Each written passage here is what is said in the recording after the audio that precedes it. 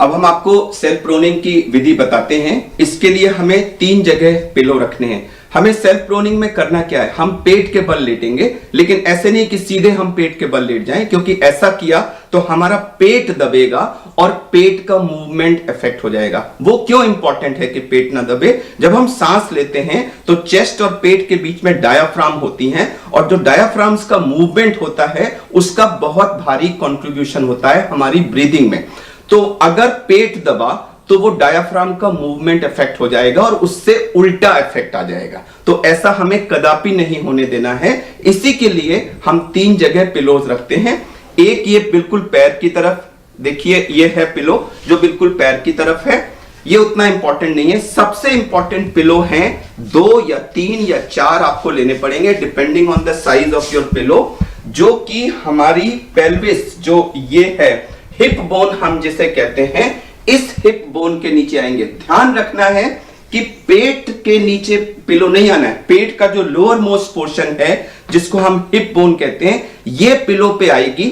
और तीसरा पिलो होगा हमारे हेड एंड की तरफ, जो हमारी अपर चेस्ट को सपोर्ट करेगा। तो प्रोनिंग पोजीशन में जाने के बाद हमारी अपर चेस्ट एक पिलो पे सपोर्टेड होगी।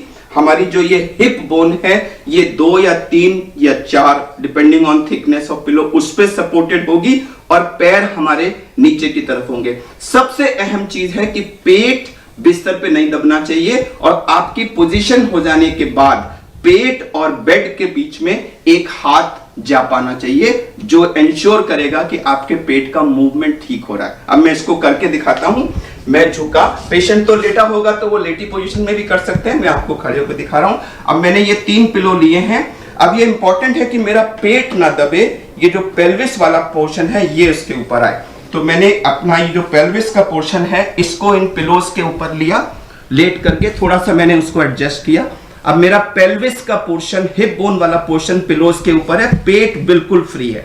अब ये चेस्ट वाले तकिए को मैंने थोड़ा सा अपनी तरफ लिया और इसको यहां पर जो मेरी अपर चेस्ट है इस पे कर लिया, यहां पर। अब आप देखिए इस पोजीशन में आने के बाद इधर साइड से दिखाइए कि ये जो हाथ है मेरा, देखिए मेरे पेट और बेड के बीच में आराम से जा रहा है, और जब मेरा सांस से मेरा पेट हिल रहा है तो पेट के मूवमेंट में कोई रिस्ट्रिक्शन नहीं। ये सबसे अहम चीज है कि हमारा पेट नहीं दबना चाहिए। और जो तीसरा पिलो है वो मेरा पैर की तरफ है। आप देख लीजिए मैंने अपने पैर जो हैं वो पिलोस पे सपोर्ट किए। उसको आप थोड़ा बहुत आगे पीछे कर सकते हैं, और अगर अनकंफर्टेबल लगे तो हटा भी सकते हैं। अब जो हमने ये चेस्ट की तरफ पिलो रखा है इसको हम थोड़ा बहुत आगे पीछे कर सकते हैं। अब सर कैसे पोजीशन करें? कई तरीके हैं। आप या तो सीधा इसको थोड़ा ऊपर लेके अपनी थोड़ी जो है वो इस पे सपोर्ट कर सकते हैं, देखिए ऐसे हो गया। या दूसरा ऑप्शन है कि आप थोड़ा सा इसको नीचे करें, और हमने दोनों अपने हाथ ऐसे ले लिए और हमने हाथ पे इसको सपोर्ट कर लिया। और ऑक्सीजन अगर लगी है तो मास्क लगा है तो मास्क भी लगा हुआ हो सकता है, और अगर नेजल कैनुला है तो वो भी लगा हुआ हो सकता है। या मैंने अपने सर को ऐसे कर लिया, या मैंने अपने सर को ऐसे कर लिया, या फिर इसको हटा के मैंने इसको इसके ऊपर कर लिया। तो आपको चूंकि 2 घंटे तक लेटना है तो आप बीच बीच में इसकी पोजीशन चेंज कर सकते हैं। आप हाथों की पोजीशन जो है वो आपको कंफर्टेबल रखनी है। आप यहां भी रख सकते हैं।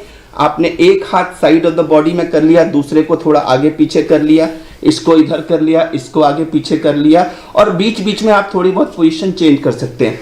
बीच में अगर संभव हो, अगर आपको थकान ना हो और ऐसा करने पे आपका ऑक्सीजन ना कम हो रहा हो, तो आप थोड़ी देर के लिए बीच में चेस्ट को ऐसे उठा करके डीप ब्रीदिंग की एक्सरसाइज भी कर सकते हैं, और फिर आप वापस आ सकते हैं। ध्यान रहे कि ये सैचुरेशन लगा के करें।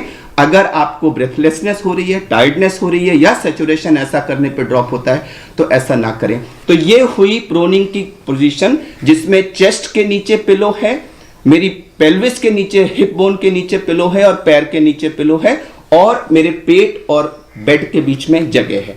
अब आइडियली 2-3 घंटे अगर आप इस पोजीशन में लेट सकें तो आप देखेंगे आधे घंटे के अंदर ही आपके सैचुरेशन में 5 से 10% का इंप्रूवमेंट आ जाएगा।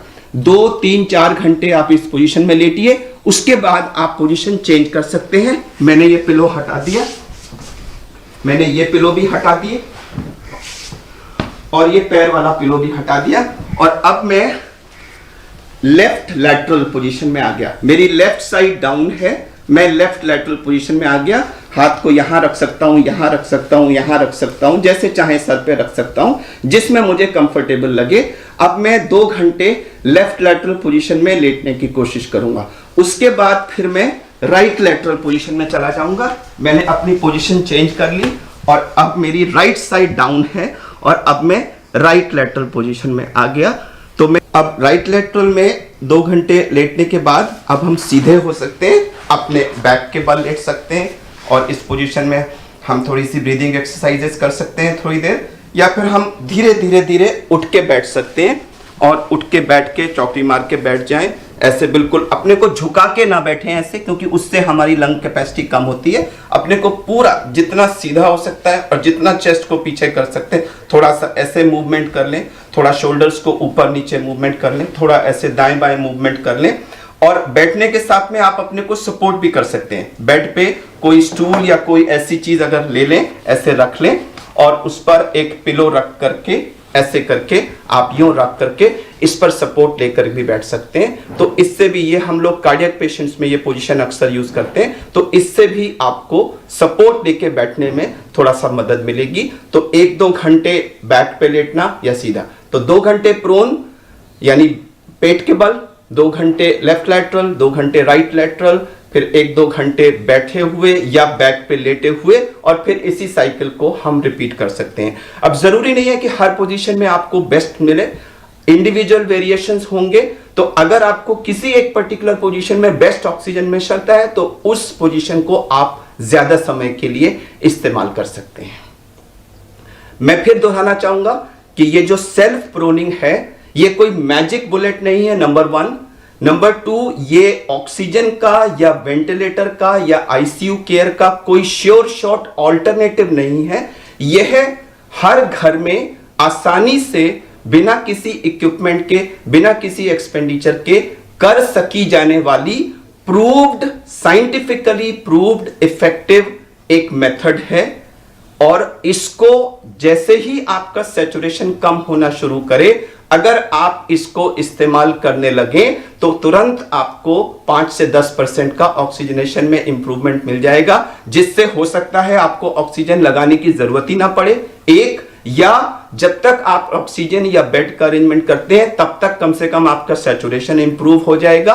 और अगर ऑक्सीजन भी आप लगानी पड़ी तो हो सकता है उसकी मात्रा हमें कहीं कम इस्तेमाल करनी पड़े, जो आज की तारीख में बहुत इंपॉर्टेंट है।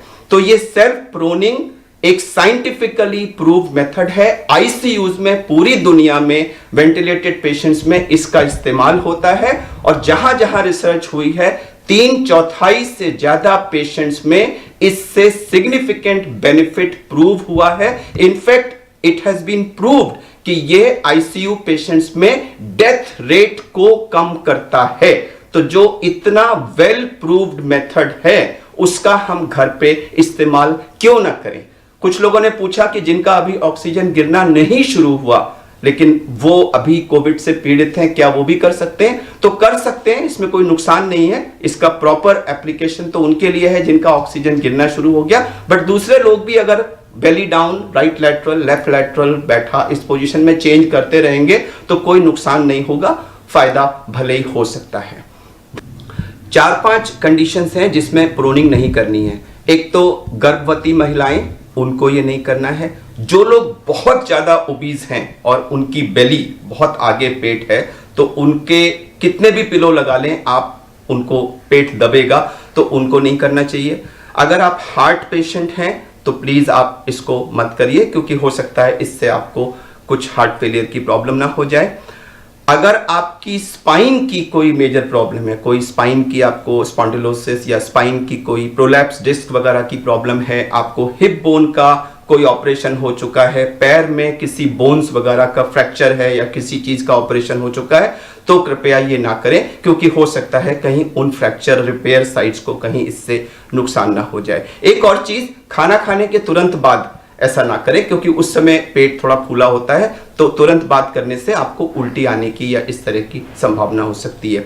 दूसरा, अगर ऐसा करने पर आपको कोई डिस्कंफर्ट हो रहा है, बहुत तकलीफ हो रही है, तो फिर आप ऐसा ना करें। कई बार लोगों ने रिपोर्ट किया है कि जैसे ही वो प्रोन पोजीशन में जाते हैं खांसी आ जाती है, तो थोड़ी देर अगर खांसी आ रही है तो उसको टॉलरेट कर ले, जरूरत हो तो उस पोजीशन में आप नेबुलाइजर भी ले सकते हैं, और प्रायः मैंने देखा है कि थोड़ी समय के बाद वो एडजस्ट हो जाते हैं और वो खांसी कंट्रोल हो जाती है।